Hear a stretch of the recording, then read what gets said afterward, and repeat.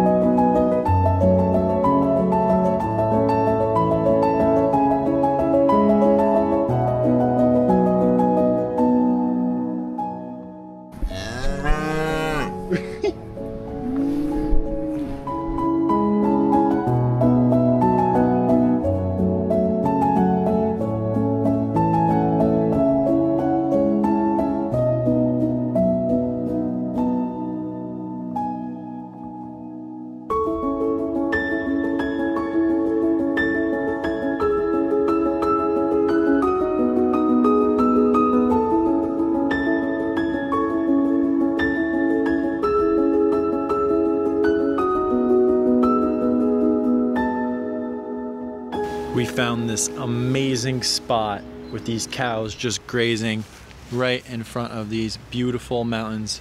Again, what I talked about in previous videos, I feel like the perfect shot of Switzerland is the cows with the grass. Okay, he's just peeing there. Okay. The cows with the grass with the white mountains in the background. This is absolutely amazing. This is the location for this scene. Obviously they don't have the bells on them.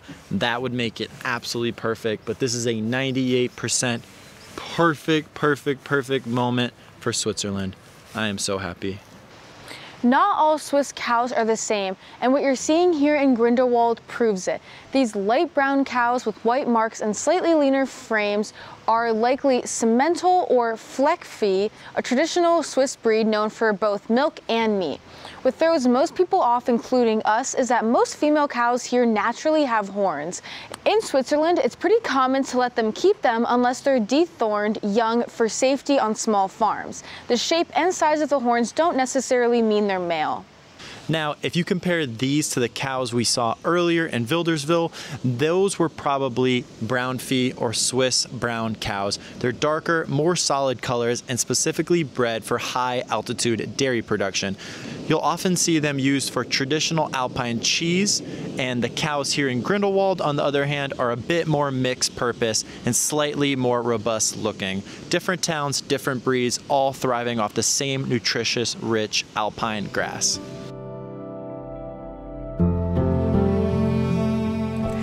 Grindelwald's commitment to preserving its natural beauty is evident in its sustainable tourism practices. The village offers an extensive network of hiking and biking trails, encouraging eco-friendly exploration of the region. In the winter months, it transforms into a haven for skiers and snowboarders, boasting an extensive slopes and state-of-the-art lift systems that cater to all skill levels.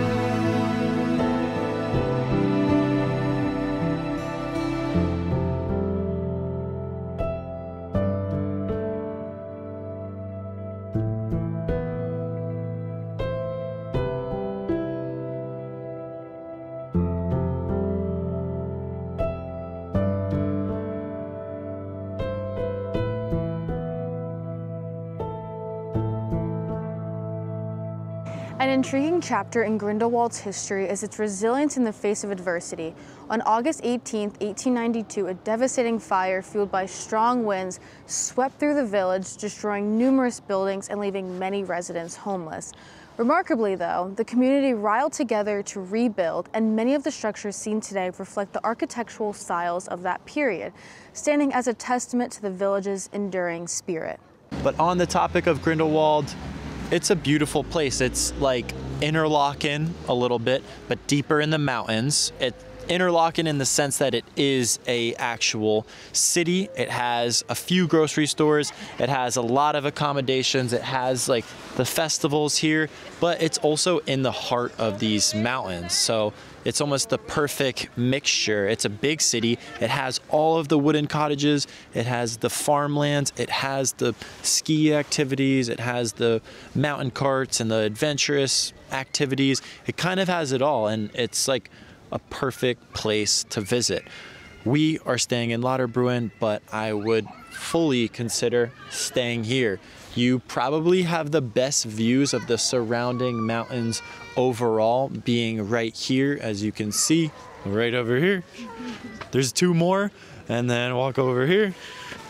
You have a few more, and if you look over here, you have all of those wooden cottages along with a ski trail. It's so cool. Just, you know, the Austrian, Switzerland places where there's just the wooden cottages and farms and cows. Everyone is just like, is so like relaxed looking, and it's just so cool to like take a step back in time, and that these cottages and vast, you know, green lands are protected, so you can see how it would look whatever a few hundred years ago. It's amazing and just so peaceful being in a huge wide open grass scene with some like old dumpy looking cottage that's, you know, probably worth a few $1 million because of the land it's on, but it's just really intriguing that it's still here and not just a giant luxury hotel. They really are valuing their history and tradition in Switzerland, and we're very happy to be here overall. A lot of respect in Switzerland, and Grindelwald was absolutely amazing. Kind of going off of what Jackson said, but in a different, maybe a little bit more negative way, I would definitely also just keep in mind of the hotel that you are booking. I would do research. I would check on the map before you book it, because I've seen hotels that were on top where we were going up the gondola, so make sure you keep an eye out for that. Or they could just be in the valleys far away and they might not be in the main town. And when it comes to the activities, like doing that first flyer or the karting, it's not included in your gondola ticket. So if you do not have the Eurorail, you are paying $72 to get up there.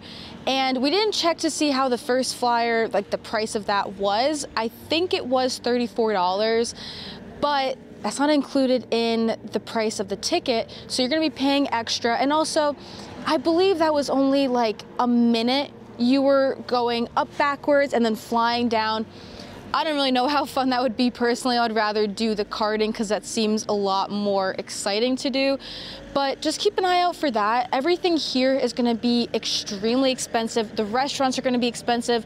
So if you are gonna be getting a hotel to stay for maybe about a week or so, get a hotel that has a kitchen. Or if you're staying in a hostel, which we are doing in Lauterbrunnen, make sure it has a kitchen that you can use, because we've been using the grocery stores a lot just to save money. I mean, we have fondue stuff that you can buy at the grocery store and save a ton of money. I believe at Coop, their fondue kit started at $14 compared to $28 per person on average. So I would definitely keep in mind on that, just going to the grocery stores and saving some money with that. Just do your research, make sure you come here prepared, and also make sure you come here with a packed wallet of a ton of money. Leaving this place probably as our favorite of the whole Jungfrau region, it would probably go Grindelwald, Lauterbrunnen, Wengen, and Mürren last. We haven't exactly viewed Mürren too much, and here is the biggest scam of all of Switzerland. Their pizza, it looks like. Their pizzas are pretty small and it's around $25 per pizza. So I've heard a lot of stories that, like, you know, pizza is just one of those things where they charge excessive amounts. When you come to the Jungfrau region, just know that Coop, this grocery store, is going to be your best friend when considering saving money and stuff like that. It's really the only grocery store that you can go to, but as far as our hunt for the best Swiss chocolate, we got this brand, the white chocolate. It was only like 2 Swiss francs. Honestly, probably the best white chocolate I've ever had in my life. Again, grocery store white chocolate. If you got this from a store, this is huge.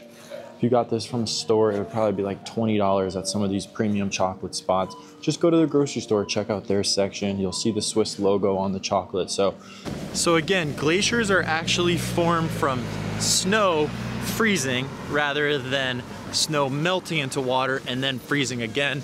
It's weird to think that, you know, white turns into light blue, but it's actually snow freezing, which is pretty cool. Yeah. It's not this white chocolate that Sophia just keeps eating. I